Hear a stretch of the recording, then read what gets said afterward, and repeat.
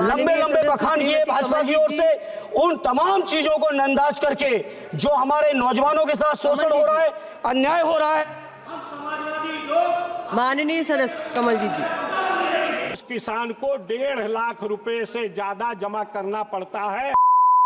सभापति, आपके माध्यम से मंडल आयोग की सिफारिश के बारे में चर्चा करना चाहता हूं। मंडल आयोग की सिफारिश जिस समय लागू हुई थी, वो सामाजिक और शैक्षणिक पिछड़ेपन को आधार बनाकर न केवल मंडल आयोग सिफारिश लागू हुई, बल्कि उन्होंने पिछड़ों के लिए बहुत सारी संस्तुतियां दी।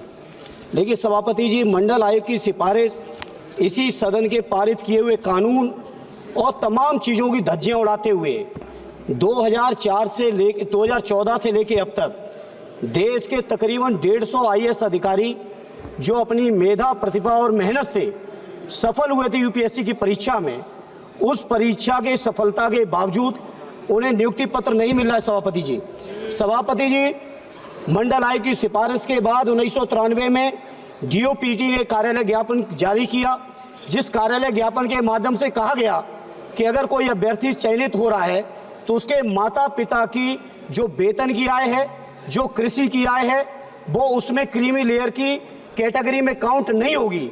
लेकिन सभापति जी, 1914 से लेके आज तक लगातार शैक्षणिक आय, लगातार ये वेतन की आय, कृषि की आय को जोड़ के 150 से ज़्यादा हमारे अभ्यर्थी जो चयनित हैं वो सड़कों पे घूम रहे हैं। सभापति जी, Madras high court, Delhi high court, Kerala high court के तमाम फैसलों के बाद भी DOPT के सामाजिक न्याय अधिकारिता मंत्रालय, कानून मंत्री बैठे मेघवाल साहब, आपके मंत्रालय ने भी सिफारिश की है, लेकिन DOPT मंत्रालय उसको स्वीकार नहीं कर रहा है और स्वीकार न करते हुए तानाशाही तरीके से सदन के पारित किए हुए कानूनों पे भी तानाशाही। सभापति जी, आश्चर्य आपको इस बात का होगा, एक बसंत कुमार नाम का अभ्यर्थी जो रक्षा मंत्रालय की ऑडिट सर्विस में सेलेक्ट हुआ, उसी प्रमाण पत्र, हाई प्रमाण पत्र के आधार पर 2023 की परीक्षा में 47वीं रैंक पाकर IAS की परीक्षा टॉप कर रहा था। ऐसे भी परीक्षार्थी आज सड़कों पे घूम रहे हैं। सभापति जी, इसे सभापति जी, मेरी आपके माध्यम से सरकार से प्रार्थना है कि देश की संसद की जो सर्वोच्चता है, देश के संविधान पे भी 2 दिन तक लंबे लंबे बखान किए भाजपा की ओर से, उन तमाम चीजों को नंदाज करके जो हमारे नौजवानों के साथ शोषण हो रहा है, अन्याय हो रहा है। माननीय सदस्य, ये अनुपूरक बजट जो माननीय वित्त मंत्री जी द्वारा प्रस्तुत किया गया है, 87,762 करोड़ का लगभग है और अभी जुलाई में हमने बजट पास किया। हमारी प्लानिंग इतनी भी अच्छी नहीं थी कि 1 महीने में ही हमें अनुपूरक बजट लाना पड़ा, और जिन मदों पर हम अनुपूरक लाए हैं, अभी माननीय डॉक्टर साहब जायसवाल जी चर्चा कर रहे थे कि किसान सम्मान निधि, ये पहले से अनुमानित था, पूरे वर्ष का खर्च अनुमानित था, और अगर खर्च अनुमानित था तो इसको मुख्य बजट में ही लाना चाहिए था, उसको फिर से अनुपूरक में रूप में लाने की आवश्यकता नहीं थी। इसके साथ साथ जब हम अनुपूरक लाते हैं माननीय सभापति जी, तो हमें ये भी विचार करने की आवश्यकता है कि हम जो मूल बजट में लिए हैं उसका हम कितना प्रतिशत खर्च करने में सफल हो पाए हैं। मैंने जो देखा है कि हम तमाम ऐसे विभागों में, जहां जन कल्याण से जुड़े तमाम विभागों में 50% भी मुख्य बजट का हम खर्च नहीं कर पाते, और इस तरह से हमारी जो व्यवस्था है, जो हमारी प्लानिंग है, जो हमारा अनुमान है, वो लचर है, जिसके कारण हम उसमें खर्च नहीं कर पाते। और 23-24 के केंद्रीय बजट का हम अगर उदाहरण लें तो फरवरी 2023 में बजट पेश करने का 8 महीने बाद भी जब लेखा जोखा निकाला गया तो 1/3 भी खर्च नहीं हुआ।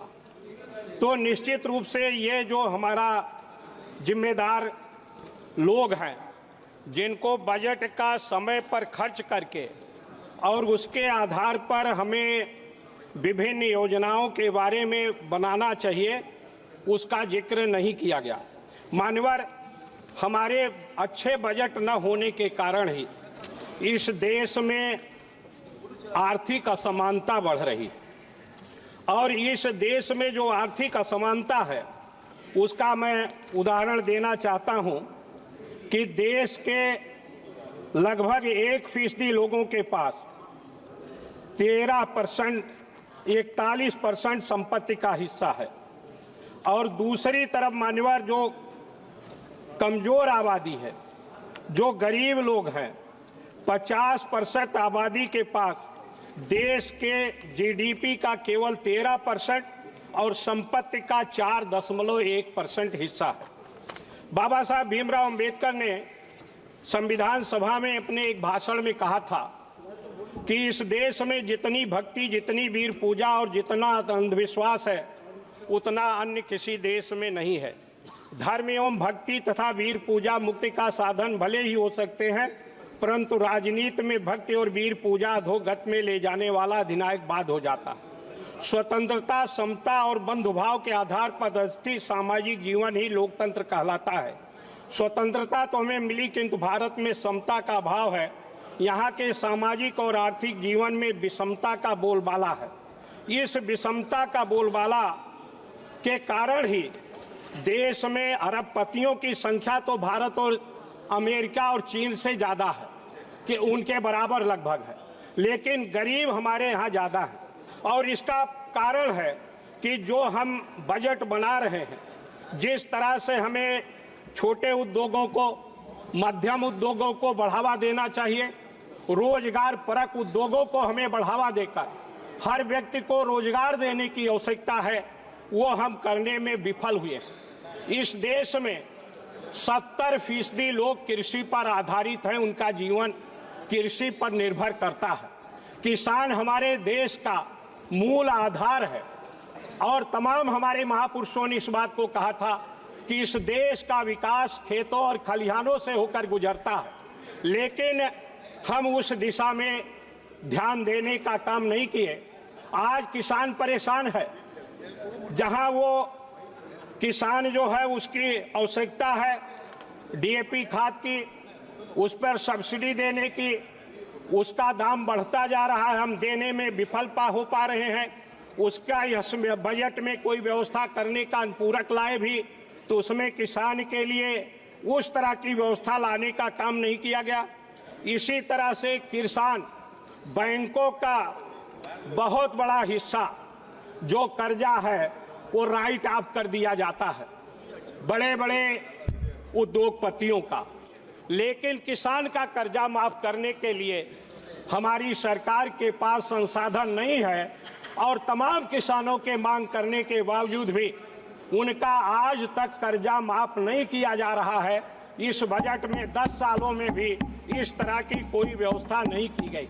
मान्यवर किसान आज न्यूनतम समर्थन मूल्य की लड़ाई लड़ रहा। वो चाहता है कि उद्योगपति अपना दाम तय कर लेता है, दूसरे भी धंधा करने वाले लोग अपना दाम तय कर लेते हैं, लेकिन किसान भी एक ऐसा है जो पूरे देश को खिलाने का काम करता है। आज हम 82 करोड़ लोगों को अगर मुफ्त अनाज दे पा रहे हैं तो किसान की मेहनत और परिश्रम का परिणाम है, लेकिन उस किसान को भी आज उसका न्यूनतम समर्थन मूल्य की गारंटी ये सरकार देने का काम नहीं कर रही, जिसके कारण किसान की जब हालत अच्छी नहीं होगी तो देश की भी हालत अच्छी नहीं होगी। हमें किसान की आमदनी बढ़ाने की आवश्यकता है, उसका उत्पादन लागत कम करने की आवश्यकता है, लेकिन उत्पादन लागत कम नहीं हो रहा, वो लगातार दिन दूना रात चौगुना बढ़ता जा रहा है, और दूसरी तरफ उसका जो आमदनी है वो घटती जा रही है।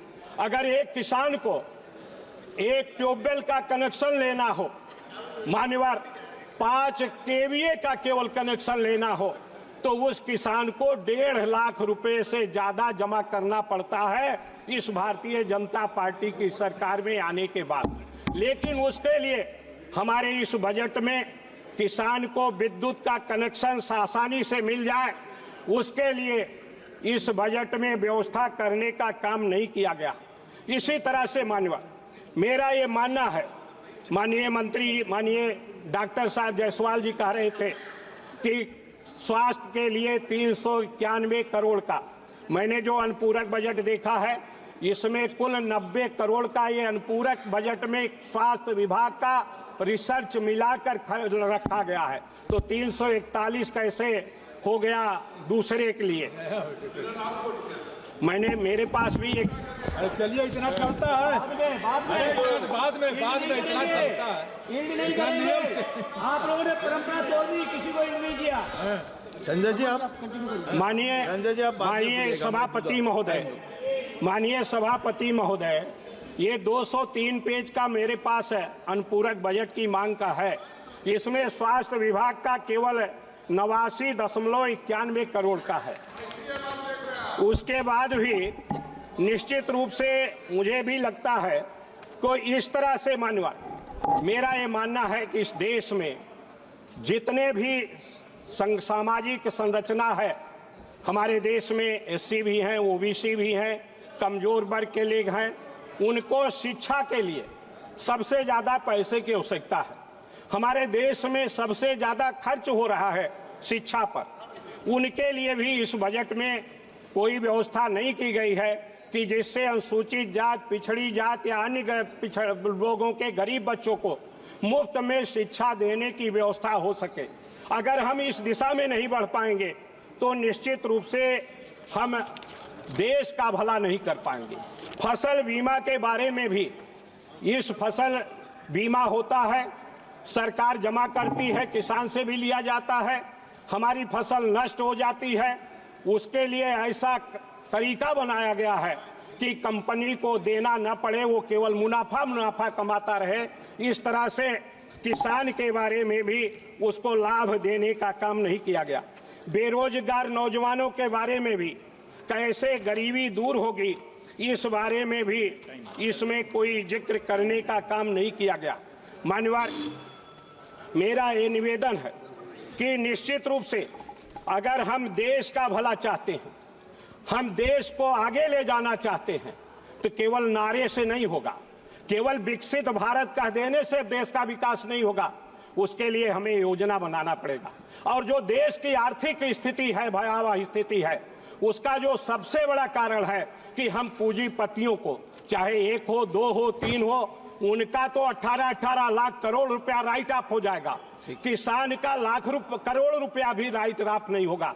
इसलिए मैं आज इसके माध्यम से ये अपेक्षा करता हूं। और निश्चित रूप से केवल हवाई बात कर देने से, केवल 500 रुपये प्रति महीना किसान को देने से, ये जो किसान सम्मान निधि है, एक किसान को मात्र 500 रुपया मिल रहा है और महीने में, उससे उसकी आमदनी बढ़ने वाली नहीं है। अगर उसको लाभ देना चाहते हैं तो आप उसको खाद पर छूट दीजिए, कीटनाशक दवाओं पर छूट दीजिए, बीज पर छूट दीजिए और विद्युत के कनेक्शन पर छूट दीजिए, तभी इसका भला होने वाला है। दूसरी तरफ अनुसूचित जात के छात्रवृत्ति का भी इसमें प्रोविजन नहीं किया गया। मेरा आप सभी लोगों से माध्यम निवेदन है कि इस दिशा में भी आप पहल करने का काम करें, जिससे उनका भी दूर हो। रिजर्वेशन को आप धज्जी में उड़ा रहे हैं, उनका हक मारने का काम कर रहे हैं, वो भी पूरा करने का काम करेंगे। इन्हीं शब्दों के साथ आपने अवसर दिया, बहुत बहुत धन्यवाद। मैं आपके माध्यम से माननीय रेल मंत्री जी का ध्यान नॉर्थर्न रेलवे के जलालगंज रेलवे स्टेशन जनपद जौनपुर उत्तर प्रदेश की ओर आकृष्ट करना चाहती हूँ।